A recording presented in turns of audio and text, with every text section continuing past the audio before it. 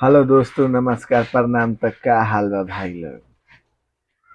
आज हम बता देवे के चाहतनी कि गोबर सिंह के गाना रिलीज होला। गोबर सिंह के गाना जेपी स्टार भोजपुरी पर रिलीज भल बा। जौना गाना के नाम बा ओढ़निया सरकत जाए।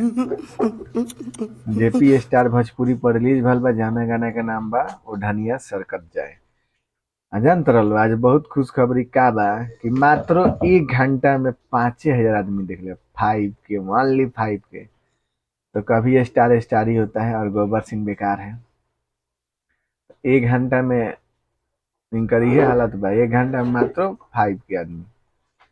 तब खेसारी खेसारी भैया के फैंस के खातिर बहुत खुशखबरी बा कि गोबर सिंह के गाना 1 घंटा में 5 के व्यू आयल बा। आ, ऐसा ही फिर नया नया अपडेट लेके आवत रहे। तो अभी तनी सुबह सुबह बा तो थोड़ा सा ही वीडियो बनाओ तनी।